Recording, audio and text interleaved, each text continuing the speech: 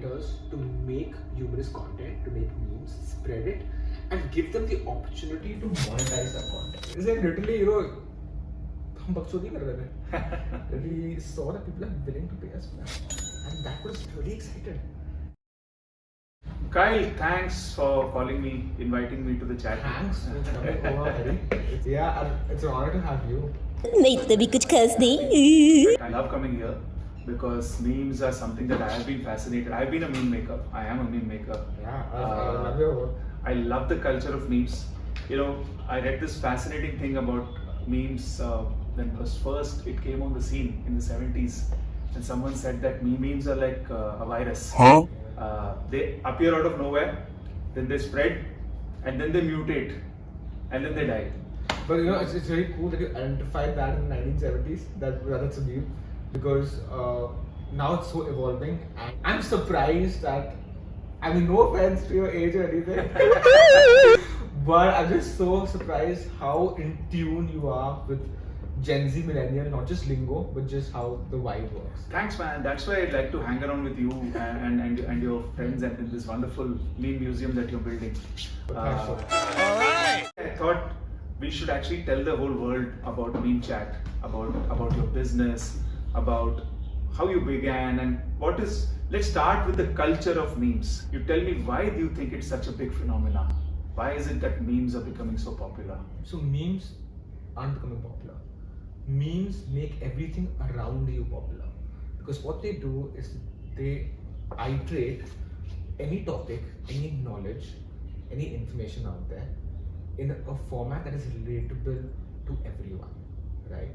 And through a touch of humor within that, it really spreads, because now what happens is that piece of information is share-worthy, and once that piece of information becomes share-worthy, people are Spreading it, sharing it, and spreading it. Right. And that's why memes make everything around you popular. It's not that memes are popular. So is that the reason why a lot of movies, when they come out, or these web series, any web series that comes out, they have, say, one image from that web series, and then I have a feeling that the creators of these movies themselves spread these memes. Am I correct? That is true. I mean, I think one of the first movies that we promoted was Gully Boy. Gully Boy, oh wow, yeah, that was fabulous. Yeah, and before that we did a lot of OTT shows, like Mirzapur, and that was back in 2018. But essentially now, no movie can go viral without memes. You saw Barbie, you saw Oppenheimer, you saw the kind of memes that were made in competition with each other. That competition alone, drove a lot of people to the.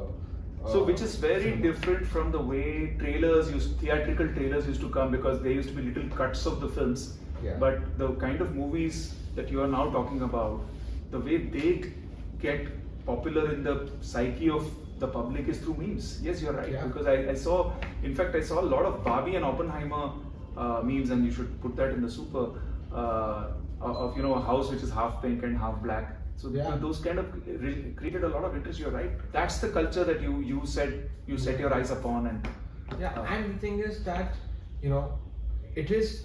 Memes make that thing known, right? So if you're a brand, if you're a movie or a TV show or whatever it is, right? If you want to be known fast and quick, you can use memes, right? That's the opportunity you get with memes. In fact, now that you're saying it, I kind of missed the piece of news that Rahul Gandhi rode a bike, Ducati or something, to Ladakh.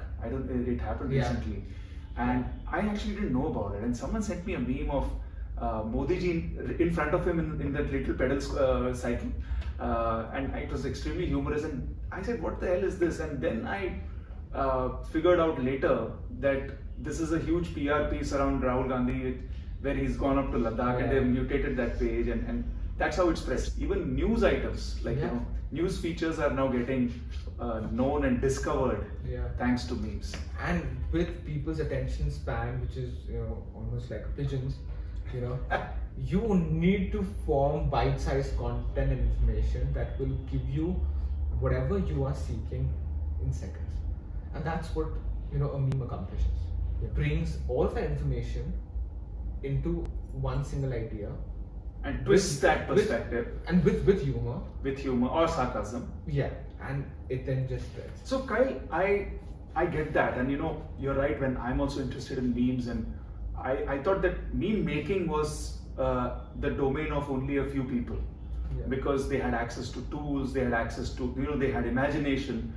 But clearly, there is something that technology has done, because I'm really keen for myself to know and others to know, how does a single meme, which was otherwise just going from one WhatsApp group to another, how does one person add to it? How does one person modify to it? Because that's where the real big market of the organic spread is. Right? Because I don't think everybody has access to editing memes, right? So how does this happen? So actually technology has made that really simple, right? You have a lot of editing tools out there, Photoshop and things like that.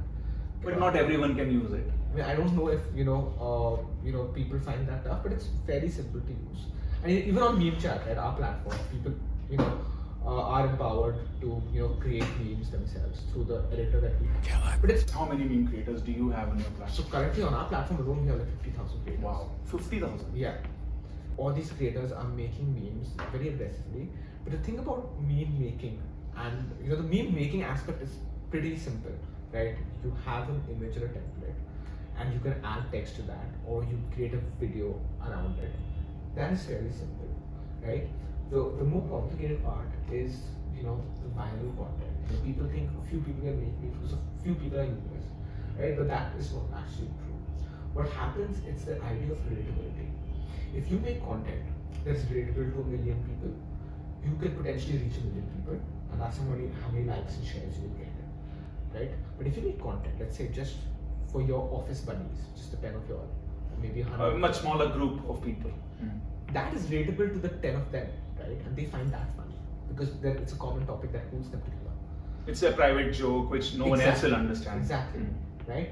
So it really, the virality of memes really depends on the creator and how relatable he can make content to a large group of people. The larger the group of people that he can make relatable content for, the more it spreads.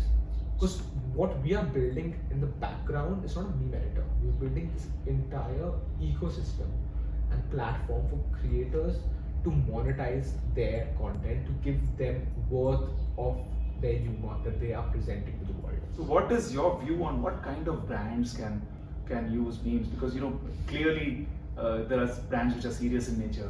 I think I discussed this with someone a very long time ago. The jester archetype. Wow, I like that. And the outlaw archetype really fit in well with for memes. So jester archetypes and outlaw, largely food brands, FMCG brands, Yes. youth brands, Yes. like Crocs or for that matter Pepsi, Zomato. These are all those brands which allow young people to express themselves in a very spontaneous manner. Exactly. And in fact, they've positioned themselves that way, right? Right. Because nobody, wants, and it really depends on the brand, right? Like even for that matter, a lot of confectionery brands like Dimag Ki Batti Jala De Exactly. and all of that. Yeah, correct. Yeah, so you can make memes around those brands. The brands also like it a lot. The perception of the brand that is formed is that the brand is cool, it's humorous. Isn't there a limit to the number of brands which are of jester and outlaw archetype? Or for that matter, if I want to sell it outside of these two archetypes of brands, then does it really work? What's your view on that? Jester and outlaw archetype is the easiest for us to pitch to because they are more... They're ready for that. Yeah, they're ready for that. Right. Right? But the other archetypes, right? Like the sage and the other ones that you have. Yeah. For them, they are not willing to take the risk of memes.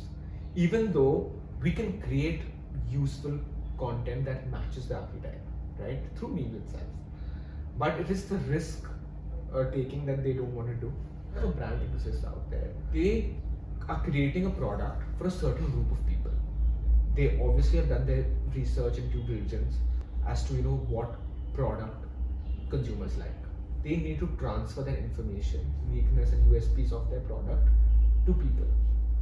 Memes can enable that transfer of knowledge in a very subtle, Interesting, crisp humor. and interesting manner. Nice. Yeah. Right? हम करते हैं प्रबंध आप चिंता मत करो A certain format will fit well with your brand, right? And then you can really scale that up in terms of the amount of content. It can that's spread like created. wildfire. And it can spread like wildfire. But how did it all begin? Because I remember about 10-15 years ago, and you're fairly young, you're just 25, 26. 25. 25, that's remarkable.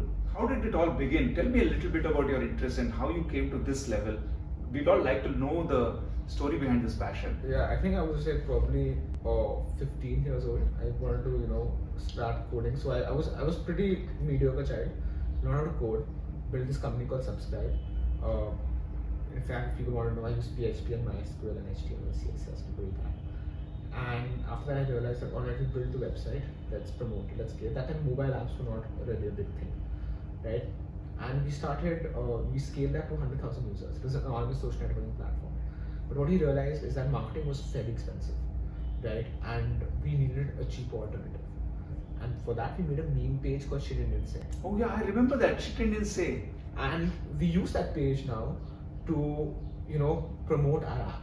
But then one day what happened was this brand reached out to us, OnePlus. They were like, can you post this meme for us? It was like a Star Wars OnePlus kind of campaign that they collaborated with Star Wars on a OnePlus phone. That was my first branded campaign I ever did in my life. Wow. What age were you at that time? I was probably in college, and I realized that what shit people are willing to pay for this. It's like literally हम बकचोदी कर रहे थे. Literally, and we saw that people are willing to pay us for that, and that got us really excited. And then we started. If people are willing to pay for this, they could pay us more if things worked out well.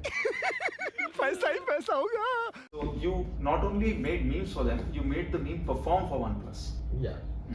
And then we started attracting more and more brands to pay us to make memes for them. And that's when I realized that, alright, I should make a platform around memes, getting creators to make these memes, and then,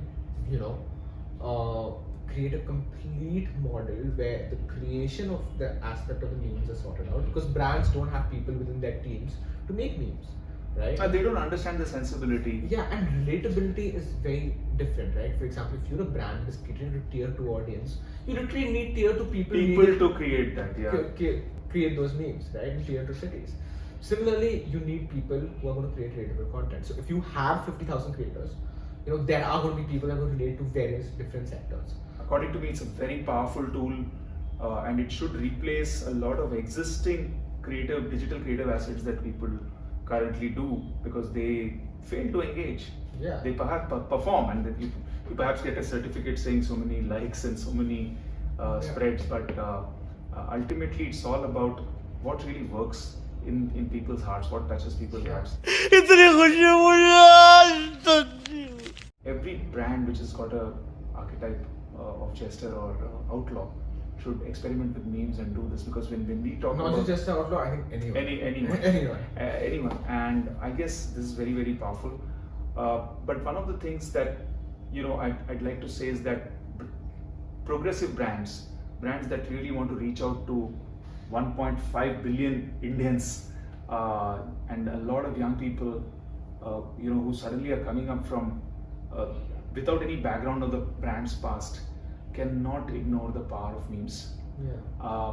And I think it's a fabulous MemeChat is a fabulous platform where you're bringing the culture of memes, the content creation of memes, and the technology to perform together. So that's culture, content, and technology, and that is a marketing technology aspect that brands cannot afford to miss. Yeah. So Kyle, thanks very much for enlightening us.